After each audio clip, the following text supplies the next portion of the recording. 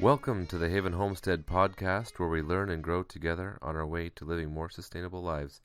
My name is Chris, and thanks for joining me today on the Haven Homestead podcast. Today we're on episode 5, which is part 3 of our chicken series, and today we're going to be talking about feed. But before we get into that, I'd like to remind you that you can find these episodes and much more with our show notes and what we're doing out here at havenhomestead.com. We're working every day to grow that site to be better for all homesteading needs. Also, please consider coming out to patreon.com. That's patreon.com/havenhomestead, and you can support us and the show at as little as $1 a month. That's only 25 cents per episode. If you found any use in these episodes and would like to help us keep the show going, then I would appreciate it if you'd stop by and check out our Patreon page. So we'll get right into the types of feed that I want to cover tonight. Actually, there's many types of feed. So first I'll talk about 3 main classifications, I guess you could say, of feed. And this is a store-bought feed. First, you can get starter for chicks when they're really small, and starter is usually in small crumble form.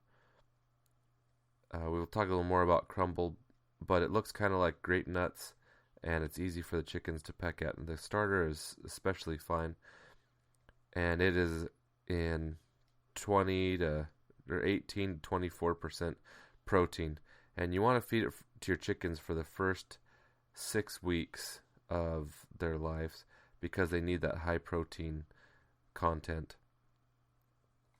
There are 2 different kinds of starter feed. There's medicated and non-medicated. The medicated prevents, and I'll try this out, coccidiosis, I believe is how it is, which is a disease that chickens can get. That's what the medicated is for, is it helps prevent this disease in chickens. But you don't want to use it if they've been vaccinated before.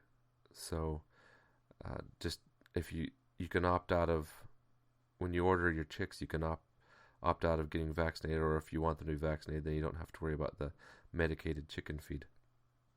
Also, you don't want to use it on waterfowl. So if you're going to be raising duck chicks or goose chicks or anything like that, while you have your chicken chicks in the brooder, then you'll want to use non-medicated feed.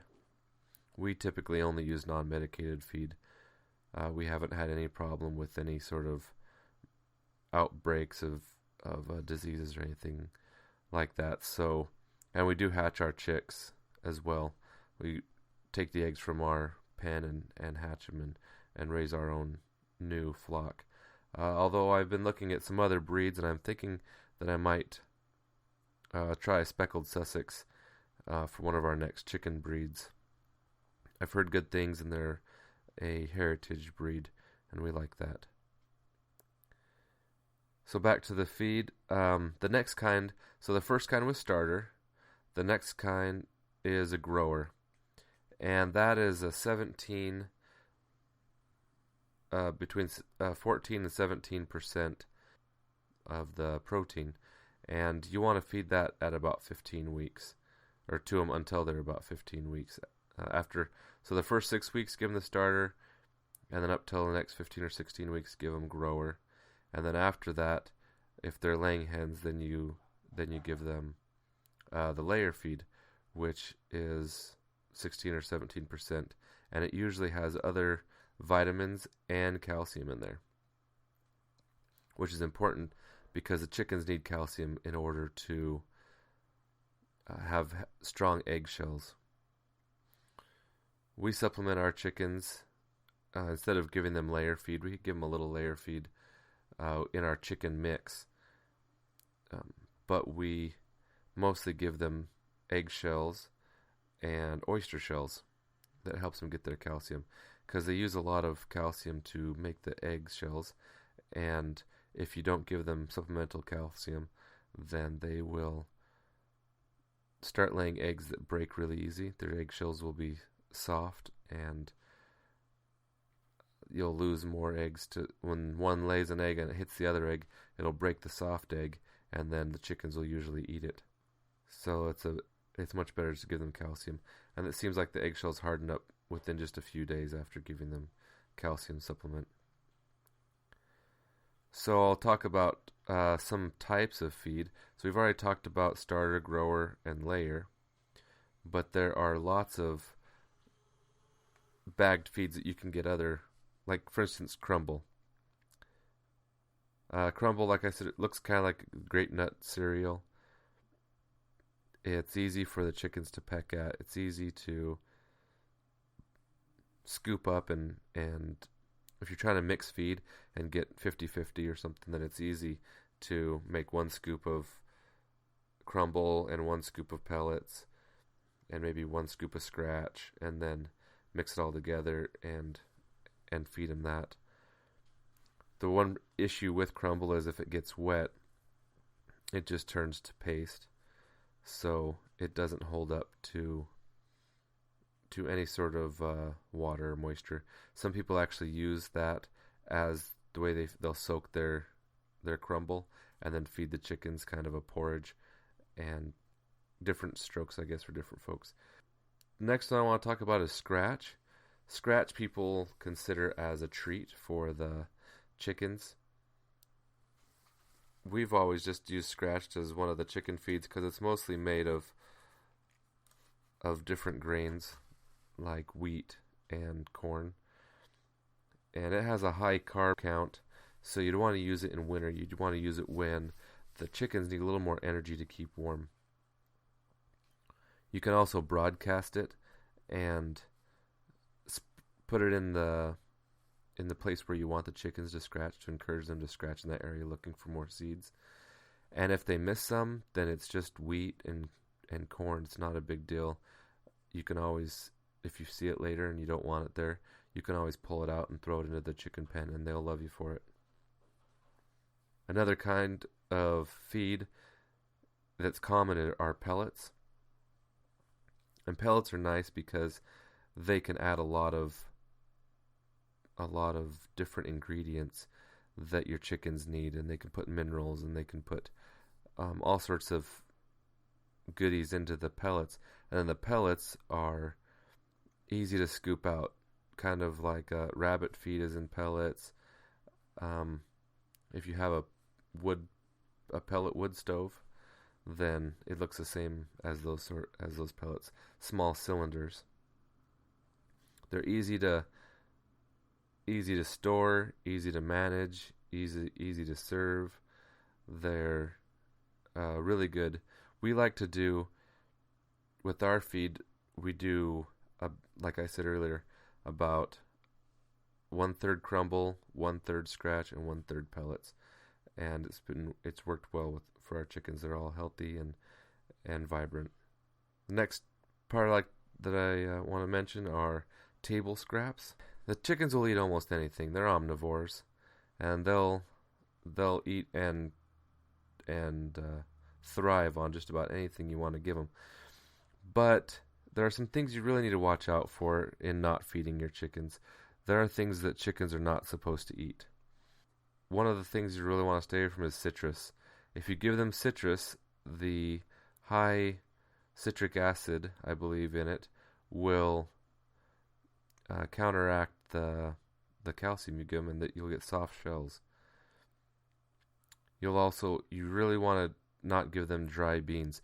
So you don't even plant your beans near the chicken pen, because if you miss some pods and the chickens start to get to those pods, if they dry up, then it can kill them in as little as 3 to 4 beans. Also, you don't want to give them green potatoes because of toxins that build up in green potatoes.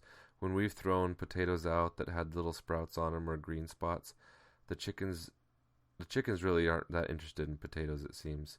At least ours haven't been. So it has never been an issue. But potato skins can be a hazard, just to be aware of. You don't want to give them any chocolate or candy. That's not for chickens. So if you don't want to eat it yourself, then throw it in the garbage.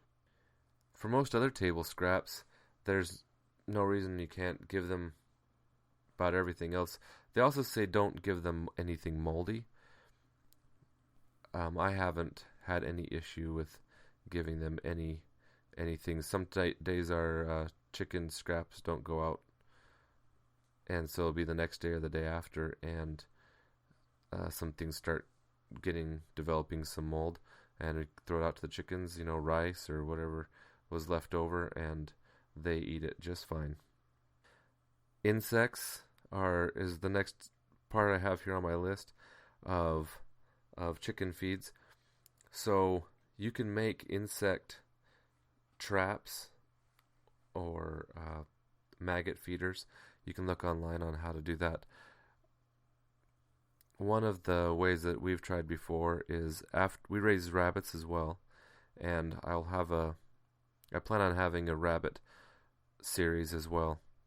But what we do is we take the rabbits, and after we've got it, we save all the offal and all the heads and feet and everything, and then put them into a bucket that I've lined with a piece of chicken wire. And then I've cut the bottom out of the bucket. So you put the rabbit parts into the bucket, and then you put straw over the top of that, and maybe a rock or something just to hold the straw down. And then I suspended it from a tripod. Now as soon as the flies land on there, the maggots they'll lay eggs, and then they'll hatch and start having maggots in the rabbit refuse. So all you have to do is just let the maggots do their thing, and they'll fall down, and the chickens will gobble them up. As long as it's suspended like that, the maggots, for some reason, just keep falling out and land on the ground, and the chickens get high protein feed. And it doesn't affect anything, doesn't affect the taste of the eggs, doesn't affect anything else. It just gives them high protein feed. They seem to like it a lot. Also, when you free range your chickens, they'll be able to eat lots of insects. They'll be able to find all the creepy crawlies that live around the garden and around the yard and around the house, and help keep insect populations down.